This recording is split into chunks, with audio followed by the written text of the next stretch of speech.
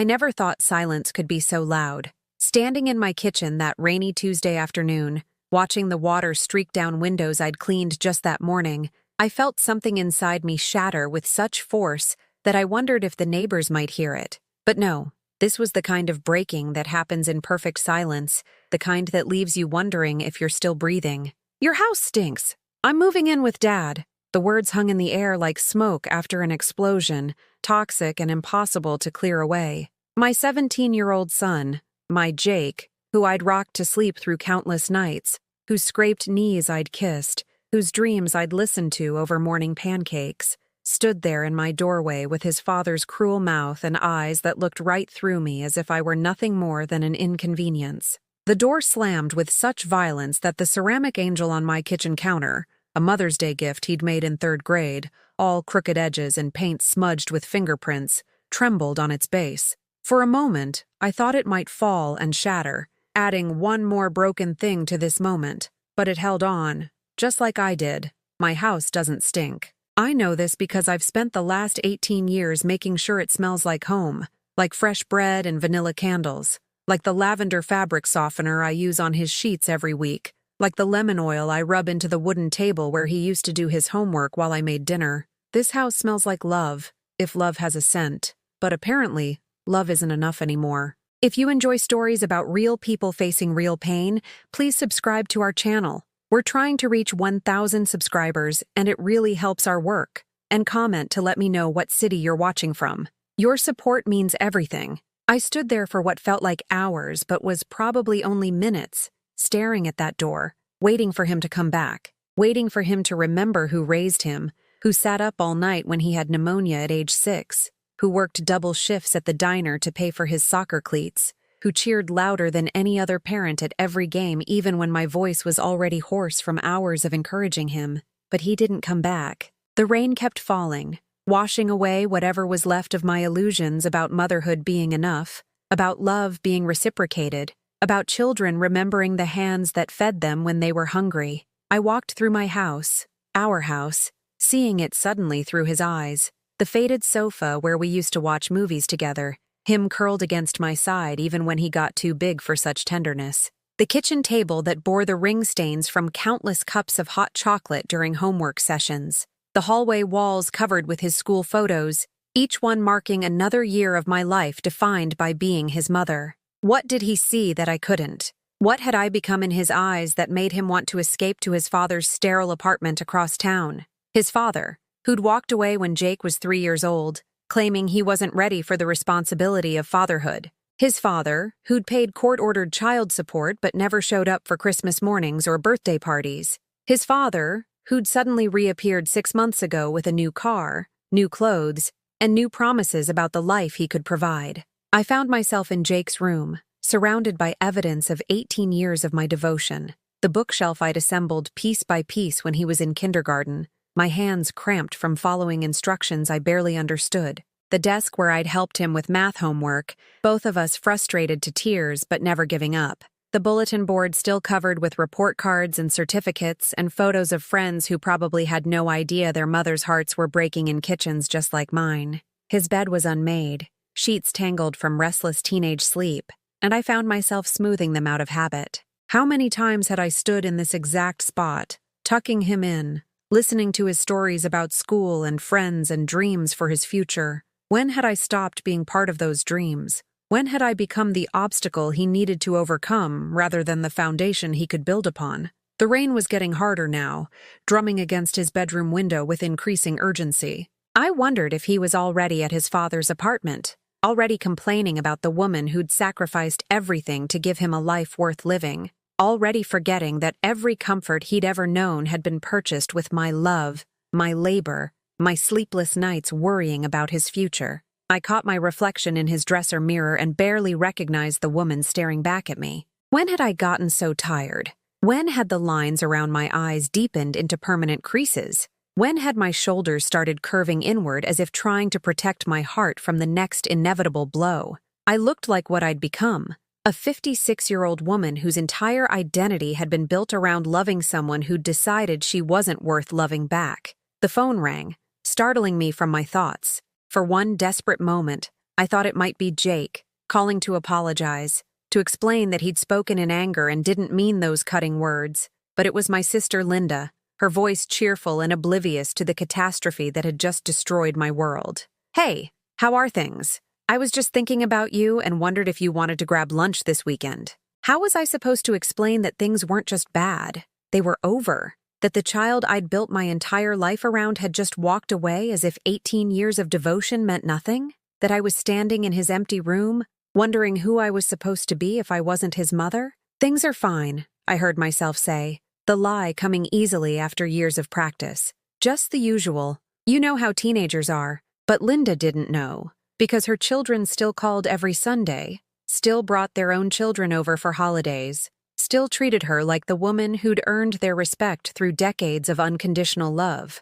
Her children hadn't decided she was an embarrassment to be escaped from at the first opportunity. After I hung up, the silence settled around me like a heavy blanket, suffocating and complete. This was my life now, empty rooms and unanswered questions, the echo of cruel words in spaces that had once been filled with laughter and conversation, and the comfortable sounds of two people who belonged to each other. I walked back to the kitchen, past the counter where I'd prepared thousands of meals for a child who'd grown up to find my very existence offensive. The ceramic angel caught my eye again, still trembling slightly from the door slam that had announced the end of everything I'd thought permanent in my life. But I didn't let it fall, just like I wouldn't let myself fall, even though every instinct screamed that I should collapse right here on this kitchen floor and surrender to the grief that was threatening to drown me. Instead, I reached out and steadied the little angel, its painted face still smiling with the innocent joy of a child who'd once loved his mother enough to make her something beautiful.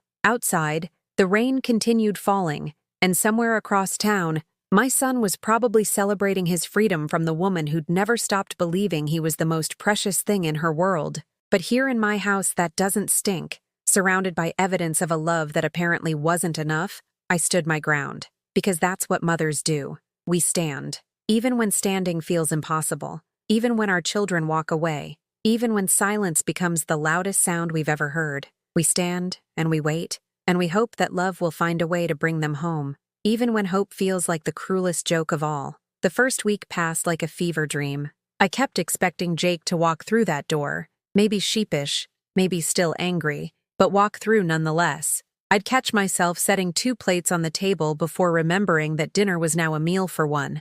I'd hear a car door slam and feel my heart leap, only to watch a stranger emerge from a vehicle that looked nothing like the beat-up Honda I'd taught Jake to drive in the Walmart parking lot 3 summers ago. His father started calling on day 4, not to check on me, of course. David had never shown interest in my well-being during our brief marriage or the 14 years since our divorce. No. These calls were strategic, calculated to twist the knife that was already buried deep in my chest. "Jake's doing great here," David would say, his voice carrying that particular smugness he'd perfected during our marriage, the tone that suggested he'd always known he was superior and was simply waiting for the world to catch up to his assessment. "He loves having his own space, his own bathroom. You know how teenagers value their privacy." Privacy. As if our small house had been some kind of prison where Jake's freedom was constantly under siege.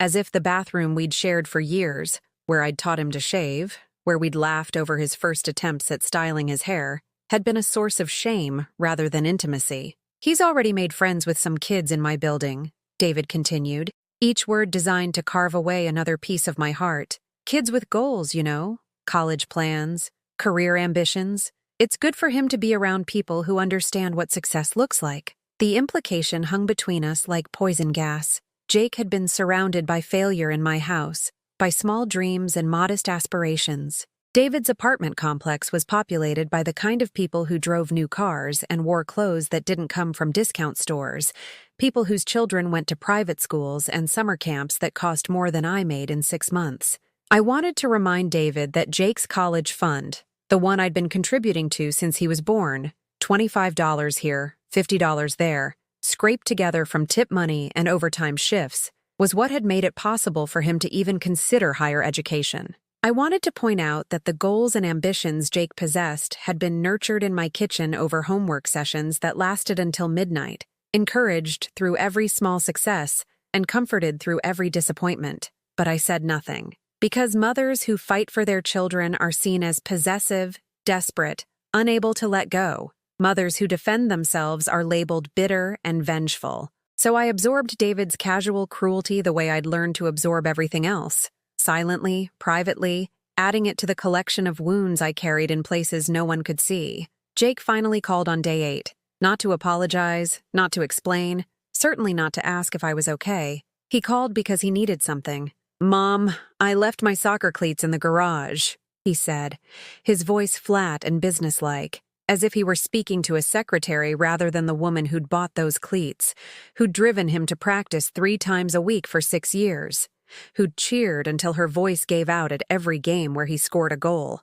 "Of course, honey," I heard myself say, pathetic gratitude flooding through me just at the sound of his voice. "When do you want to pick them up? I could make your favorite dinner. Dad's coming to get them," Jake interrupted, cutting off my desperate attempt to lure him home with the promise of meatloaf and mashed potatoes, the meal he'd requested for every birthday dinner since he was 7 years old. "He'll be by around 6. He hung up before I could respond, leaving me holding a phone that felt like evidence of my own insignificance. My son, my child, had reduced me to the role of storage facility manager, someone useful only for retrieving forgotten items that his real life required. David arrived exactly at 6, his luxury sedan purring in my driveway like a predator marking territory. He didn't knock, didn't wait for permission. He simply walked into my garage as if he still belonged here, as if the restraining order I'd once considered had never been necessary, because surely he would eventually respect the boundaries I'd tried to establish. "The cleats are on the shelf," I said, watching him scan my organized garage with the same critical expression he'd once used to evaluate our marriage. Everything had a place here, tools arranged according to size and frequency of use, sporting equipment sorted by season. This was my domain, the space where I'd taught Jake to change oil and check tire pressure, where we'd worked on countless school projects surrounded by the smell of sawdust and determination. "You know, Margaret," David said, not bothering to look at me while he retrieved the cleats, "Jake's been talking about what he wants to do after graduation. Real ambitious stuff. Business school, maybe law. It's good to see him thinking big for once. For once. As if the dreams we'd discussed in this very garage, dreams of college and career and a future built on hard work and integrity, had been small and worthless. As if the goals I'd helped him set and the plans we'd made together had been holding him back from his true potential. "I've always encouraged his ambitions," I said quietly, hating how defensive I sounded, hating that I felt compelled to justify 18 years of devoted parenting to a man who'd contributed nothing but genetic material and monthly checks. David laughed, a sound devoid of humor or warmth. "Come on, Margaret. Let's be honest here. Working at a diner, living in this..." He gestured vaguely at my garage, my house, my life. "This isn't exactly inspiring greatness. Jake needs role models who've actually achieved something." The words hit me like physical blows. Working at the diner wasn't glamorous, but it was honest work that had paid our bills and kept food on our table and clothes on Jake's back when David was too busy building his successful life to remember he had a son. This house wasn't a mansion, but every mortgage payment had been made on time. Every repair completed with my own hands when hiring professionals wasn't an option. But David was already walking away, Jake's cleats tucked under his arm like trophies he'd won rather than equipment I'd purchased. He paused at his car, turning back with an expression that might have been pity if it hadn't been so calculating. "You should think about what's best for Jake," he said, his voice taking on the reasonable tone he'd used when explaining why our marriage had failed, why my expectations had been unrealistic, why everything that went wrong was somehow my fault. Maybe it's time to stop being selfish and let him build a real future. Selfish. The word echoed in my empty garage long after his expensive car had disappeared down my street.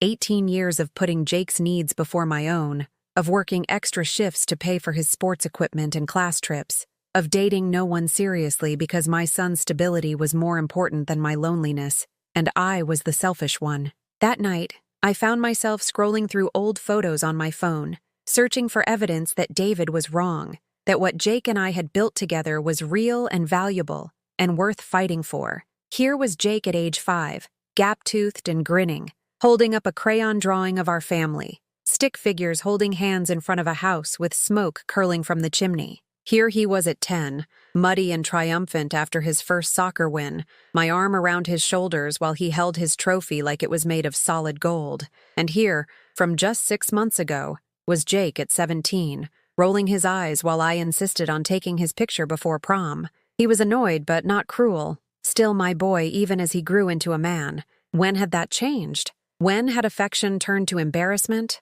Love to resentment? I knew the answer, even though acknowledging it felt like swallowing glass. It had changed when David reappeared, offering everything I couldn't provide: money, status, a lifestyle that made our modest life look poor by comparison. Jake had tasted something I'd never been able to give him, and now everything I offered seemed insufficient. The house felt enormous around me that night, every room echoing with memories of a life that apparently hadn't been enough. I walked past Jake's empty bedroom, past the living room where we'd spent countless evenings together, past the kitchen where I'd cooked thousands of meals for a child who'd grown up to find my very existence embarrassing.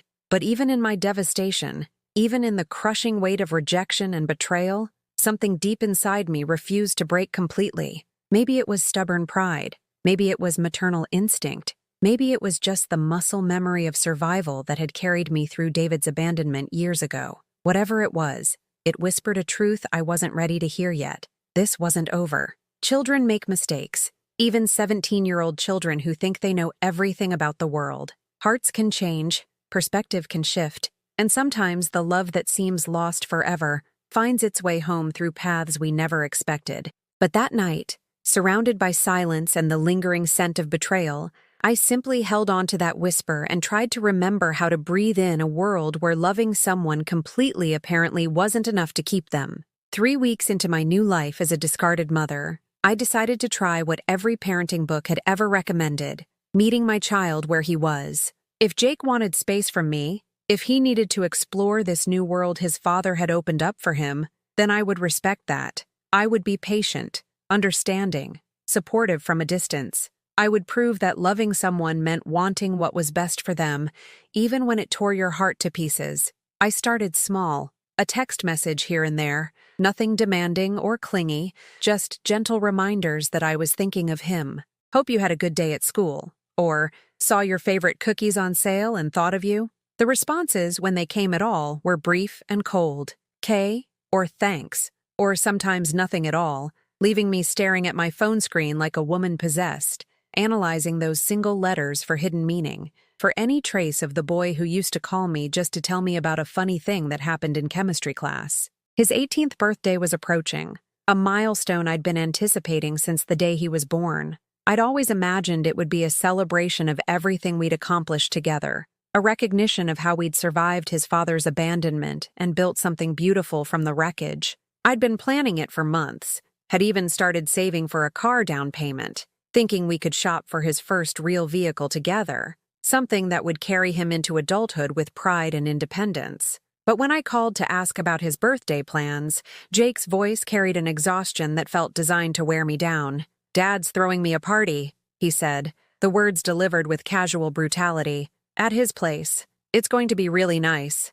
He's inviting some important people, business contacts who might be able to help me with internships and stuff." Important people. Business contacts. The language of a world I'd never been part of, never been invited to join. I clutched the phone tighter, trying to keep my voice steady, trying not to let him hear how completely he'd just excluded me from the most important day of his young life. "That sounds wonderful, honey," I managed, hating how small I sounded, how grateful I was just to be receiving this information rather than learning about it secondhand. "I'd love to take you to lunch that day, just the two of us. Maybe we could go to that little place downtown where you used to get those chocolate chip pancakes."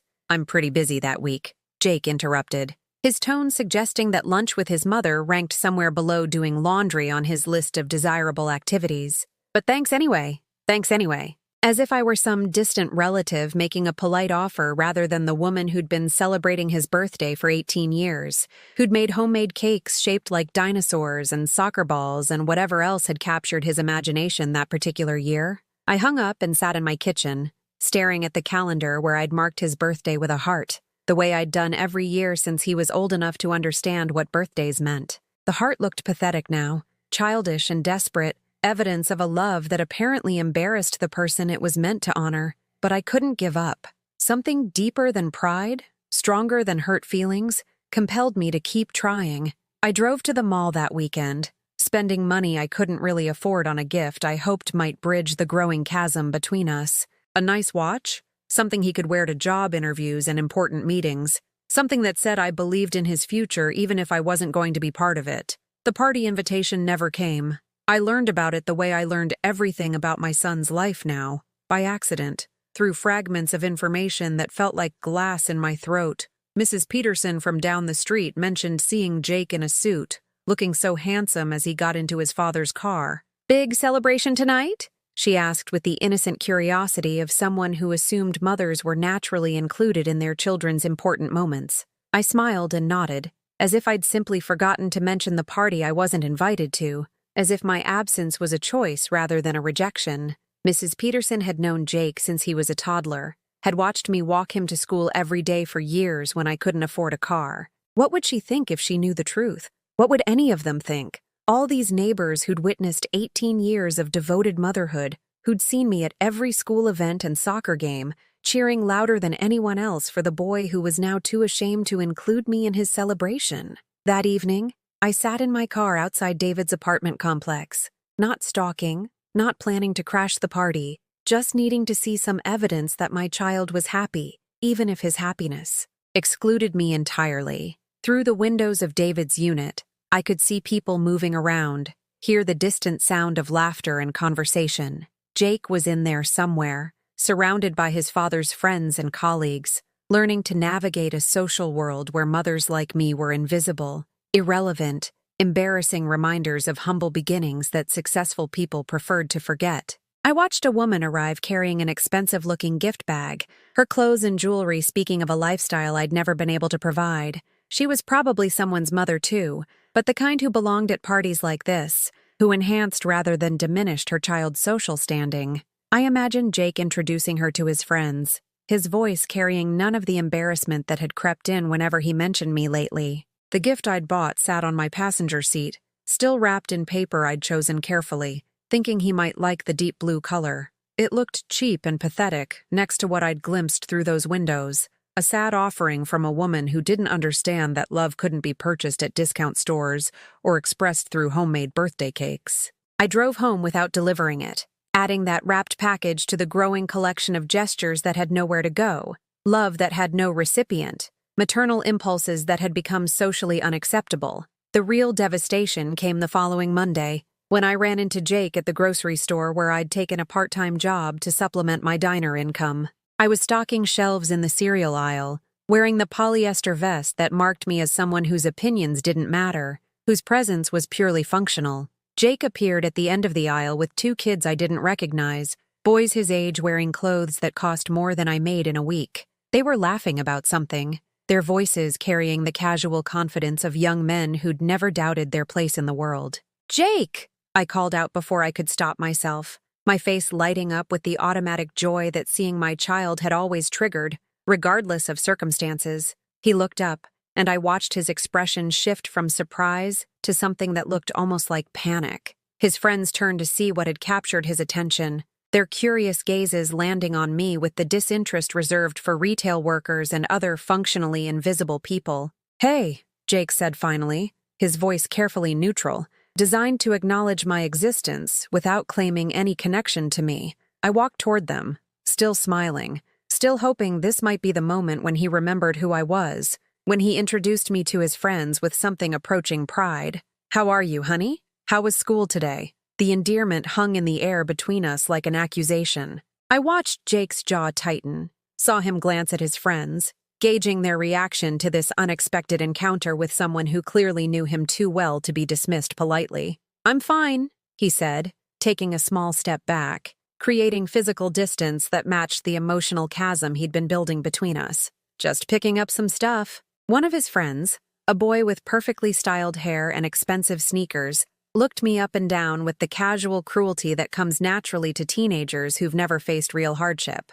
"You work here?" he asked Jake, his tone suggesting that knowing someone who stocked grocery shelves was mildly embarrassing, like having a relative in prison or a drinking problem. I waited for Jake to correct him, to explain that I was his mother, that I worked here to help support the family we'd built together. Instead, I watched my son, my child, my heart, my reason for every sacrifice I'd ever made, look me directly in the eyes and destroy me with 5 words that would replay in my mind for weeks to come.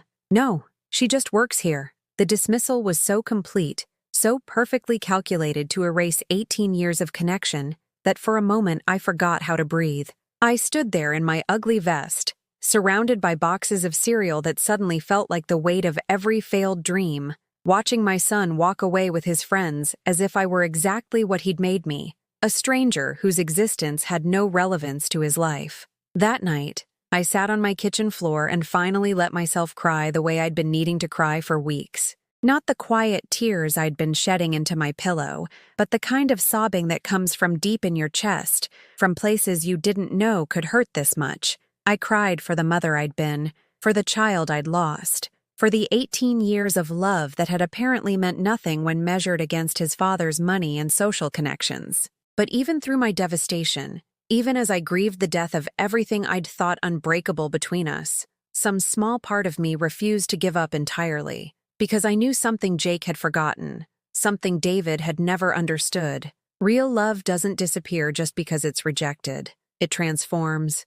it endures, it waits for the moment when pride and arrogance and youthful foolishness finally give way to wisdom. I just had to survive long enough to see it happen. The days after the grocery store incident blurred together into a gray haze of going through motions. I woke up because my body demanded it, went to work because bills required payment, came home because I had nowhere else to go. But the woman performing these actions felt like an actress playing a role she no longer understood, reading lines from a script that had lost all meaning. I stopped checking my phone every few minutes, stopped composing text messages I'd never send, stopped planning conversations that would never happen. The silence between Jake and me had become so complete that it felt like a living thing, growing stronger and more suffocating with each passing day. Even hope, that stubborn companion that had sustained me through David's abandonment and 18 years of single motherhood, began to feel like a luxury I could no longer afford. My sister Linda noticed the change during one of her weekly check-in calls.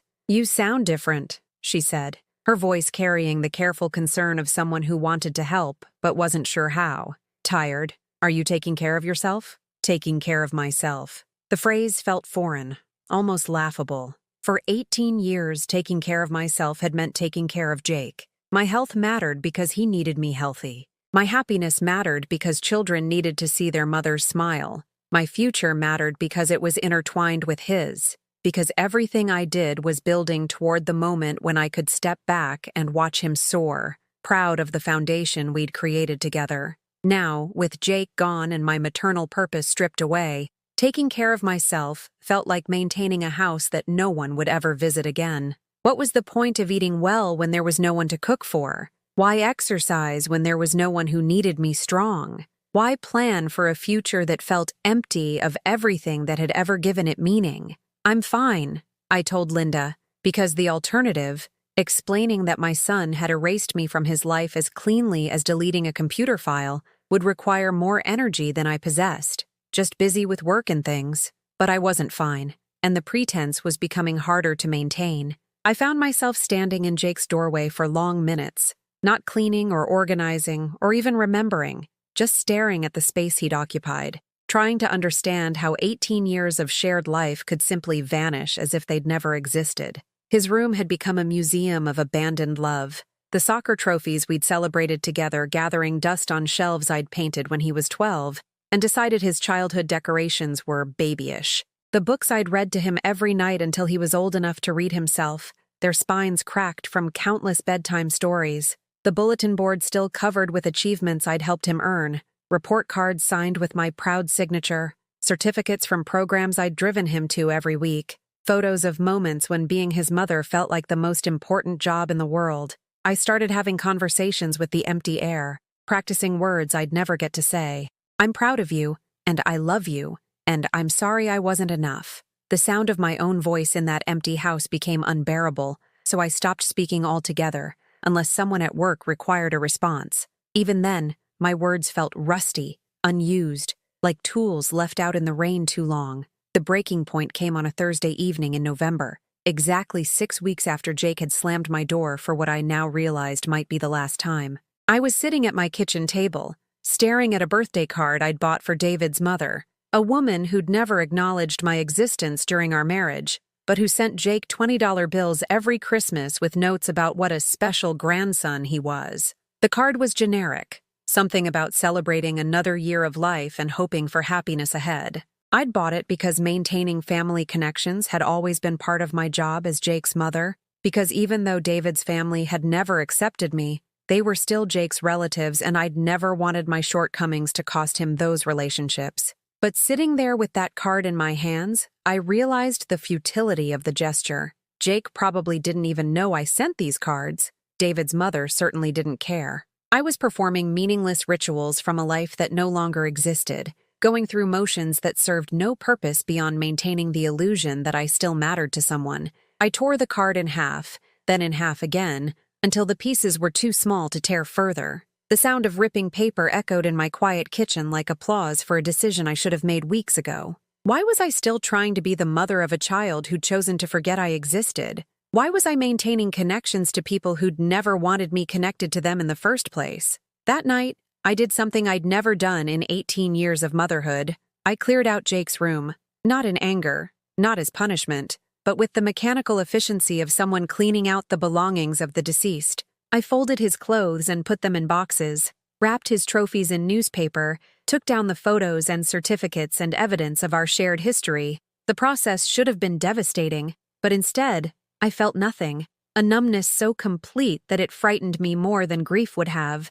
I was erasing the physical evidence of his childhood, not because I wanted to hurt him, but because seeing it every day was killing me by degrees, keeping alive hope that had become nothing but a source of daily torture. I worked until dawn, transforming his room from a shrine to our lost relationship into something neutral and impersonal.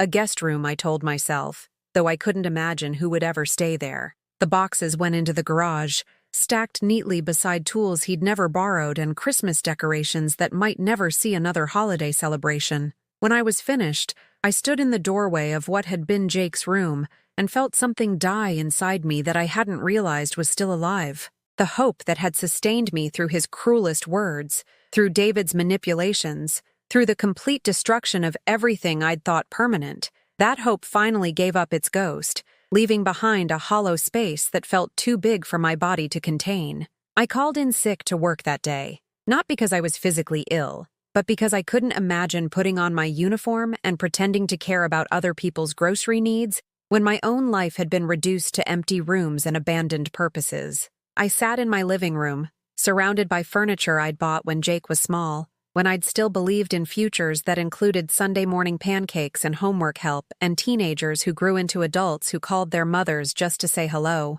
The silence was so complete that I could hear my own heartbeat, could hear the house settling around me, could hear the world outside continuing its relentless motion, while I sat perfectly still in the wreckage of everything I'd thought I was building. It was then, in that moment of complete surrender, that I found it. The thing I didn't know I'd been looking for. Not hope, exactly, because hope required believing in possibilities that felt impossible. Not love, because love had been rejected so thoroughly that offering it again felt masochistic. What I found was something simpler and more profound, a recognition that I had survived. Not just Jake's abandonment, but David's cruelty. 18 years of single motherhood. Countless nights when the bills seemed impossible and the responsibilities overwhelming. I had survived all of it, had raised a child who was intelligent and capable and confident enough to walk away from everything I'd given him.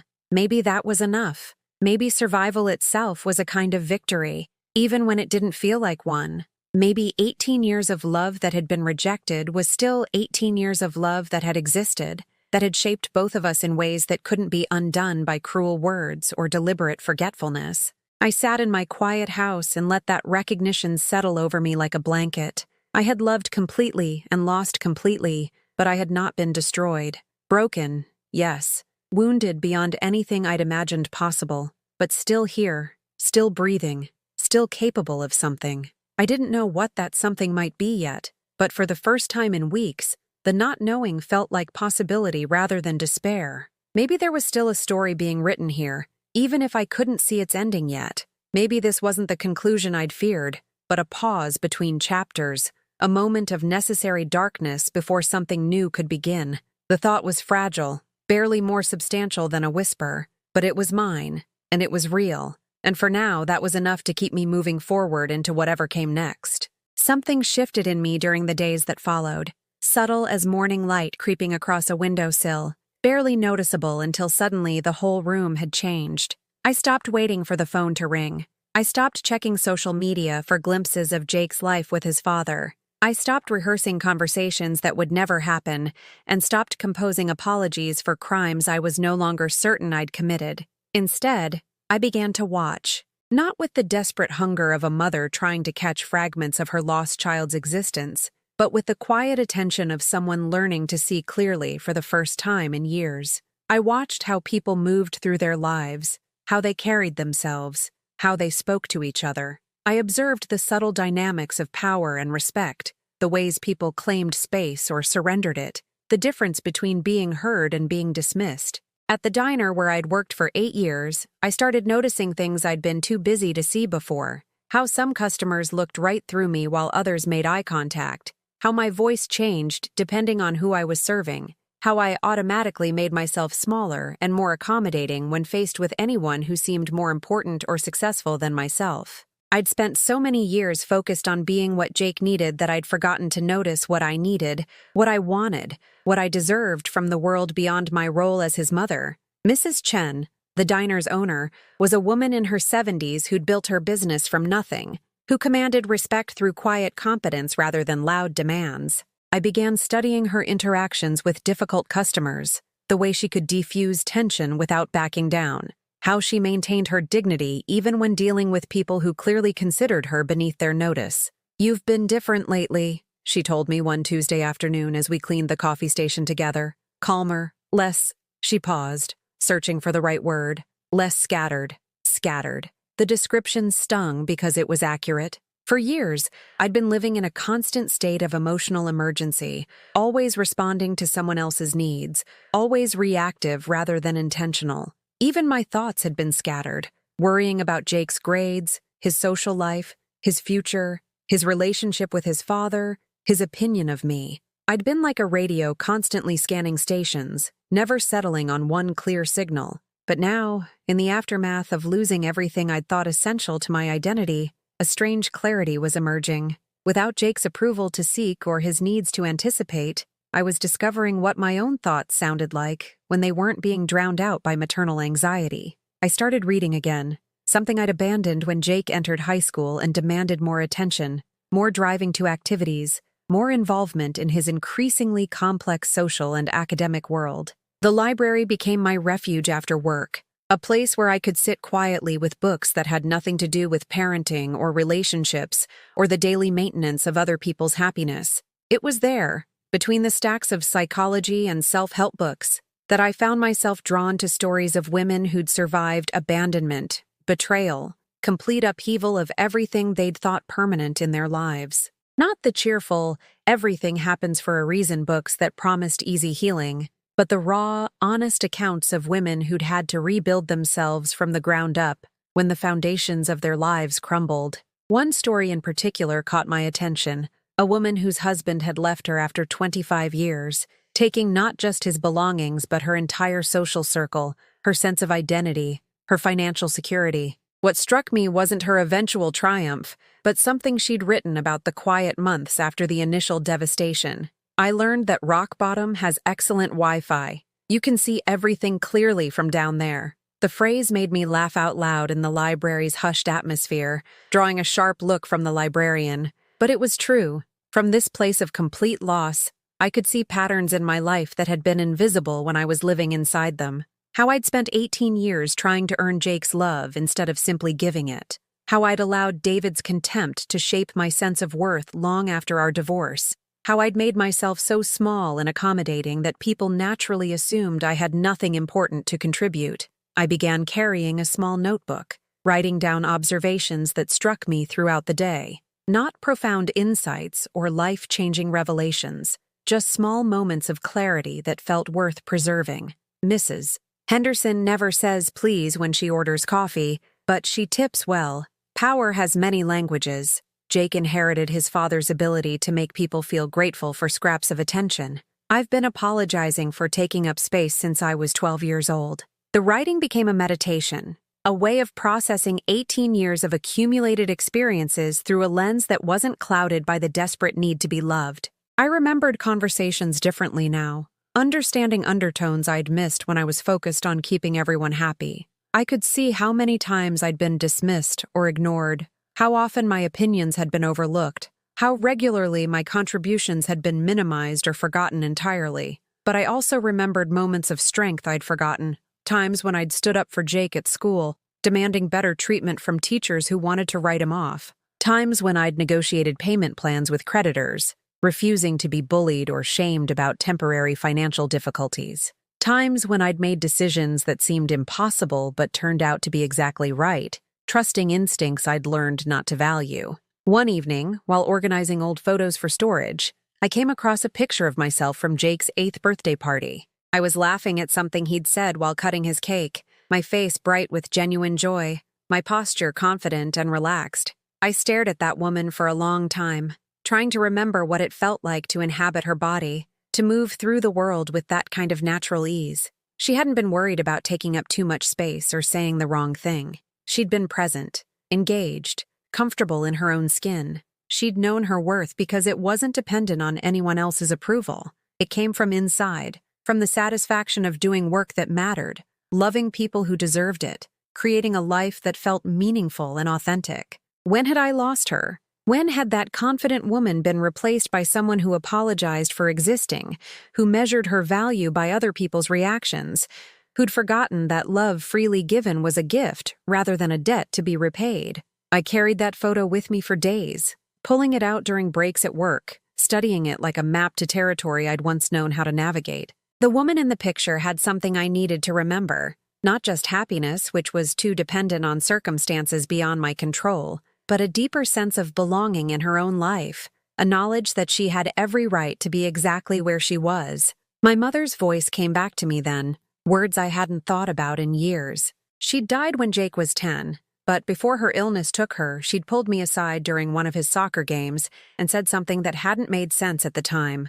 Don't love him so much that you forget to love yourself. Children need to see what a woman who values herself looks like, or they'll never learn to value women properly. I'd brushed off her advice then, thinking it was outdated wisdom from a generation that didn't understand modern parenting. But sitting in my quiet house with that photo in my hands, I understood what she'd been trying to tell me. I'd loved Jake so completely, so selflessly, that I'd accidentally taught him that women existed primarily to serve other people's needs. I'd modeled a kind of love that erased the lover, that required nothing in return, that asked for no recognition or respect. No wonder he'd found it so easy to walk away. I'd spent 18 years teaching him that I was expendable, that my feelings didn't matter as much as his comfort, that mothers were meant to give everything and expect nothing. He'd learned those lessons perfectly, and now he was applying them with the casual cruelty that comes naturally to people who've never been required to consider the humanity of those who serve them. The realization should have been devastating, but instead, it felt like waking up. Not the gradual emergence from sleep, but the sudden clarity that comes from cold water on your face, sharp and undeniable, and somehow energizing. I'd made mistakes, enormous, fundamental mistakes that had shaped both of our lives in ways I was only beginning to understand. But mistakes could be learned from, patterns could be changed, and it wasn't too late to become the woman I'd seen in that photograph, the one who knew her own worth and wasn't afraid to claim the space she deserved in the world. For the first time in months, I felt something stirring inside me that wasn't grief or anger or desperate hope. It was quieter than any of those emotions, but stronger, a determination that had nothing to do with winning Jake back and everything to do with remembering who I'd been before I'd lost myself in the task of loving someone who'd forgotten how to love me in return. It wasn't revenge I was planning, or confrontation, or any kind of dramatic gesture.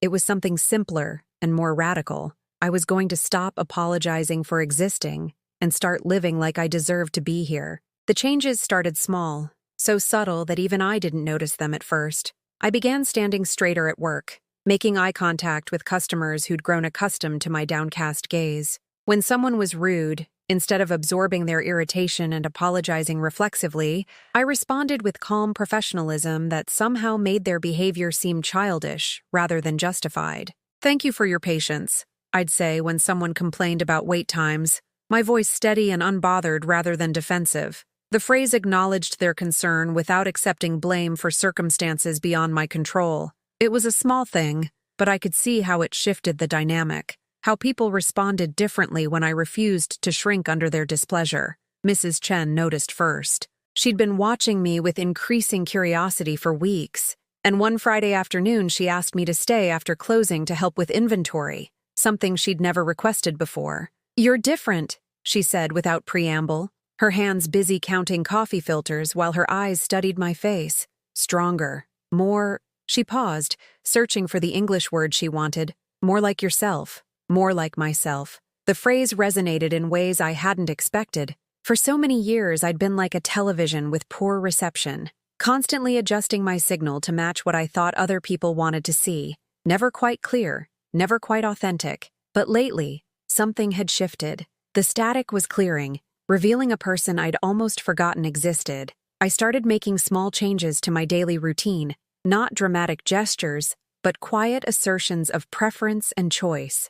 I stopped buying the coffee Jake preferred and switched to a blend I actually enjoyed. I rearranged my living room furniture to face the garden instead of the television, creating a space for reading rather than passive entertainment. I bought myself flowers, not for any special occasion, just because I liked the way they looked on my kitchen table. These weren't revolutionary acts, but they felt significant after years of making every decision based on someone else's needs or opinions. Each choice was practice in remembering what I wanted, what brought me pleasure, what felt like an authentic expression of the woman I was becoming. At the library, I discovered a community I'd never noticed before. Other women who spent their evenings among books rather than managing households that no longer needed managing. We began nodding at each other in recognition, these middle-aged women who'd found refuge in quiet corners where no one demanded anything from us, except the courtesy due to fellow humans. One of them, a woman named Patricia whose husband had died the previous year,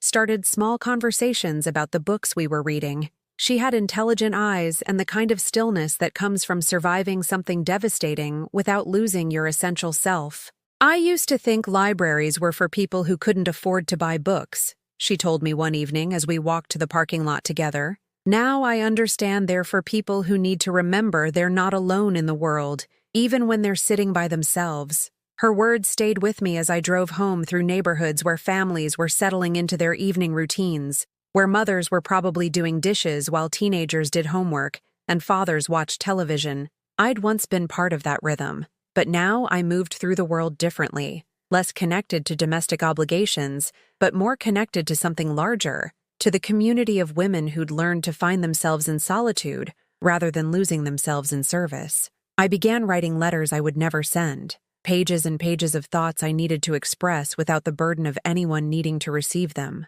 Letters to Jake, explaining things I'd never been able to articulate when he was still listening. Letters to David, finally responding to years of subtle and not-so-subtle cruelty with the clarity that distance had provided. Letters to my younger self, offering the wisdom and perspective she'd needed but hadn't known how to find. The writing became a form of rehearsal, not for future conversations, but for the internal dialogue I was learning to have with myself. For too many years, my thoughts had been shaped by anticipation of other people's reactions, filtered through the constant question of what others needed from me. But in these private pages, I could think thoughts that belonged to no one but myself. One letter in particular surprised me with its clarity. "Dear Jake, I want you to know that I understand now what I didn't understand before. I loved you so much that I forgot to show you what it looks like when a woman loves herself. I was so focused on being the mother you needed that I never let you see the person I was beyond that role. I made myself small so you could feel big, but I taught you terrible lessons about how women should be treated, about what love should cost, about who deserves respect and consideration. I'm sorry for that, not because I loved you too much, but because I loved myself too little." The words flowed onto paper with surprising ease, as if they'd been waiting years for permission to be spoken. I wasn't writing to justify or defend or blame. I was simply telling the truth as I'd finally learned to see it, without the distortion of desperate hope or crushing disappointment. Around this time, people began commenting on changes they couldn't quite identify. Linda called more frequently, saying I sounded different, but unable to articulate how. Customers at the diner responded to me with a new kind of attention, as if I'd become more substantial somehow, more present in my own life. Even my reflection in mirrors seemed unfamiliar, not because my appearance had changed dramatically, but because the woman looking back at me inhabited her body differently. She stood like someone who had every right to be wherever she was, spoke like someone whose words mattered, moved through space like someone who belonged in it. I started visiting places I'd never allowed myself to enjoy. Art galleries where I could spend hours looking at paintings without apologizing for taking up space. Coffee shops where I could sit alone with a book without feeling like I should be somewhere else serving someone else's needs. These weren't acts of rebellion, but acts of reclamation, quiet assertions that my preferences and desires were valid simply because they were mine. The most significant change was one only I could feel. I stopped waiting, not just for Jake to call or for David to acknowledge my worth, but for permission to live my own life, for some external validation that would make me feel worthy of happiness, for circumstances to align in ways that would justify my existence. I began making plans that had nothing to do with anyone else's approval or participation. Small plans at first, a weekend trip to a nearby town I'd always wanted to visit, an evening art class at the community college, a subscription to a magazine I'd been curious about for years. Each decision was practice in trusting my own judgment, in believing that my interests and impulses were valid guides for how to spend my time. One evening in late November, as I sat in my rearranged living room reading a book about women who'd reinvented themselves in middle age, I felt something I hadn't experienced in months. Contentment. Not happiness, which still felt too dependent on external circumstances, but a deep sense of rightness about the direction my life was taking. The phone rang while I was savoring this feeling, and for the first time in weeks, I didn't leap to answer it immediately. Instead, I finished the paragraph I was reading, marked my place with deliberate care, and only then reached for the receiver. It was Mrs. Peterson from next door, her voice tight with the particular excitement that comes from bearing important news. "Margaret, dear, I just saw your Jake at the grocery store. He looked like he'd been having a hard time, thinner than when I saw him last, and he seemed troubled somehow. Is everything all right with him?" I listened to her words without the familiar spike of anxiety that Jake's welfare had always triggered in me. Instead, I felt something that surprised me with its steadiness, compassion without panic, love without desperation, concern without the overwhelming need to fix whatever was wrong. "Thank you for letting me know," I said, my voice calm and genuine. "I appreciate you caring about him." After I hung up, I returned to my book, but my mind stayed with Mrs. Peterson's call. Something was happening in Jake's world, some crack appearing in the perfect life his father had promised him. The old me would have been reaching for the phone immediately, calling David's apartment, driving over there to check on my child, regardless of whether my presence was wanted or welcome. But this version of myself simply noted the information and filed it away, understanding that whatever Jake was experiencing, he would need to find his own way through it. I'd spent 18 years trying to shield him from every difficulty, and in doing so, I'd inadvertently made him fragile, unprepared for the realities of a world that wouldn't coddle him the way I had. Now, sitting in my quiet house with my book in my lap, I felt something I'd never experienced before as a mother. The peace that comes from knowing you've done what you could, from trusting that love doesn't always mean intervention, from understanding that sometimes the greatest gift you can give someone is the space to discover their own strength. Whatever was coming next, I would be ready for it, not as the desperate, diminished woman who'd been discarded 6 months ago, but as someone who'd remembered her own worth and wasn't afraid to claim it. The call came on a Tuesday evening in December, just as I was settling into my reading chair with a cup of tea and a novel I'd been looking forward to all day. The phone's ring didn't send me scrambling the way it once would have. I'd learned to let it ring while I finished my thought, marked my page, set down my cup with deliberate care. But this wasn't the usual telemarketer or wrong number. It was Jake's voice, and for the first time in months, it carried something I hadn't heard since he was a small child: uncertainty. "Mom?" The word came out cracked, tentative, as if he wasn't sure he still had the right to use it. I need to talk to you. Would it be okay if I came over? 6 months ago, I would have said yes immediately, would have started mentally preparing his favorite meal, and cleaning the house, and rehearsing all the things I'd been dying to say to him. But the woman I'd become took a moment to consider the request, to feel into what my honest response was rather than my desperate one. Of course, I said finally, my voice steady and warm but not effusive. I'll be here. He arrived 20 minutes later, and the young man who stood on my doorstep bore little resemblance to the confident teenager who'd slammed this same door in October. He was thinner, as Mrs. Peterson had observed, but it was more than physical. He looked diminished somehow, like someone who'd been carrying weight he wasn't strong enough to bear. His clothes were expensive, the kind David favored, all crisp lines and designer labels, but they hung on him awkwardly, as if he were wearing a costume that didn't quite fit. His hair was styled in a way that looked more like his father's than his own, and when he met my eyes, I saw something that broke my heart. He looked lost. "Hi," he said, his voice barely above a whisper. "Hello, sweetheart," I replied, stepping back to let him in. The endearment came naturally, not as manipulation or desperate affection, but as simple recognition of the truth. He would always be my sweetheart, regardless of what had passed between us. He followed me into the living room, taking in the changes I'd made with curious eyes. The furniture faced the garden now instead of the television. Books were scattered on tables where magazines used to be stacked. Fresh flowers sat in a vase by the window, and the whole space felt more spacious somehow, less cluttered with the desperate need to please. "It looks different," he said, settling onto the couch with the careful movements of someone who wasn't sure of his welcome. "I've been making some changes," I said, taking the chair across from him, close enough to talk comfortably, far enough to give him space.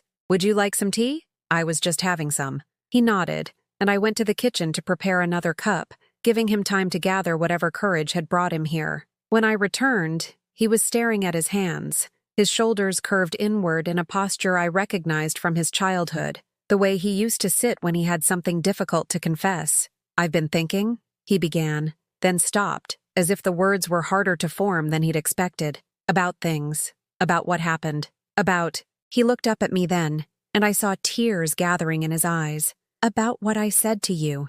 I handed him the tea and settled back into my chair, waiting. The old me would have rushed to fill the silence, would have assured him that everything was fine, that his words hadn't hurt, that I understood and forgave him before he'd even finished apologizing. But I'd learned the value of silence, of letting people find their own words in their own time. "Dad's not—" Jake struggled for a moment, then tried again. "Living with him isn't what I thought it would be. He's never home, and when he is, he's always on his phone or talking about work or about people I don't know. And his friends, the ones he said would help me with internships and stuff, they don't really see me. I'm just David's kid to them, someone they have to be polite to but don't actually care about." He took a shaky sip of tea, and I could see him trying to organize thoughts that had probably been tumbling around in his head for weeks. "I thought it would be different," he continued, his voice growing smaller. "I thought he would, I don't know, that we'd do things together, that he'd want to know about my life, my plans.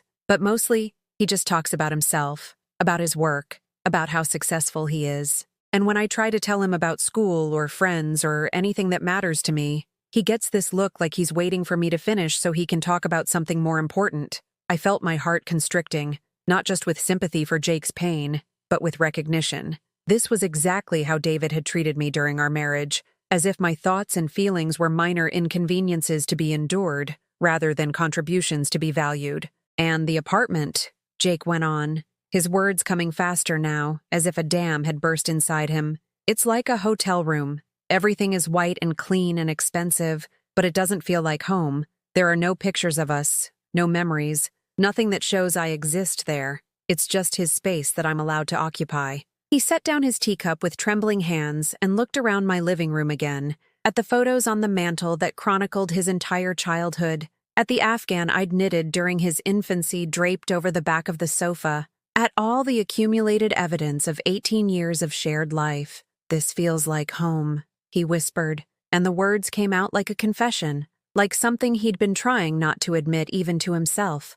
This feels like someone actually lives here. Like the person who lives here cares about the people who visit. The silence stretched between us, heavy with everything we hadn't said to each other over the past 6 months. I could see him struggling with something deeper than homesickness, something that went to the core of what he'd discovered about his father, and, by extension, about himself. "Mom," he said finally, his voice breaking on the word, "I said terrible things to you. Things that weren't true. This house doesn't stink. It smells like home, like love, like all the times you made dinner just because you knew I'd be hungry when I got back from practice. And when I saw you at the grocery store and pretended I didn't know you." He covered his face with his hands, his shoulders shaking. "I was so ashamed," he continued through his tears. "Not of you, but of me, of what I'd become. Those boys I was with, they talk about their mothers the way Dad talks about women, like we're supposed to take care of them, but they don't owe us anything back. And I realized I was talking about you that way too, thinking about you that way, and I hated myself for it." I set down my own tea and moved to the couch beside him, not to comfort him, but simply to be close enough to speak quietly, intimately, the way we used to talk when he had nightmares and needed reassurance that the world was still a safe place.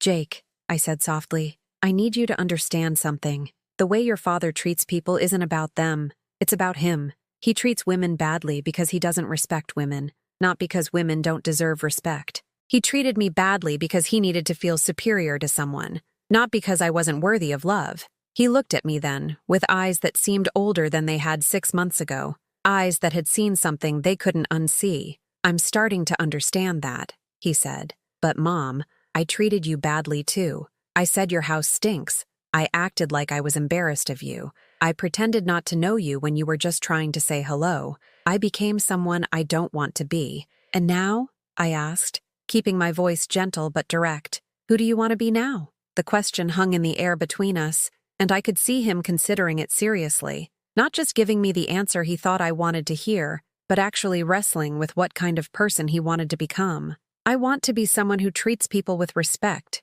he said slowly. "Someone who remembers where he came from and who helped him get there. Someone who doesn't think he's better than other people just because he has things they don't have." He turned to face me fully then, his young face serious with determination. "Mom, I want to come home.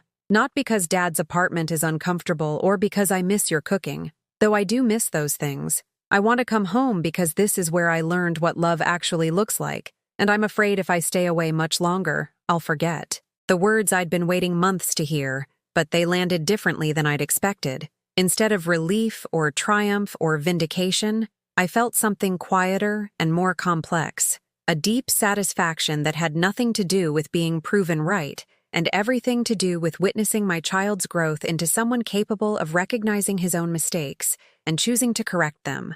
"Of course you can come home," I said, reaching out to squeeze his hand. "But Jake, I need you to understand that some things have changed. I've changed. I won't go back to being the mother who apologizes for existing, or who makes herself small so you can feel big. You're welcome here, but you're welcome to join the life I'm building, not to resume the life I was living before." He nodded, his grip on my hand tightening as if he were afraid I might disappear. "I want to learn how to be different too," he said. "I want to learn how to be the kind of person who deserves to live in a house that smells like love." 6 months later, as I watched Jake carefully arrange fresh flowers in the vase by our kitchen window, a weekly ritual he'd adopted without my asking, I marveled at how completely our relationship had transformed, not back to what it was before, which would have been a step backward, but forward into something neither of us had known was possible. He moved through our house now with the reverence of someone who understood what he'd almost lost,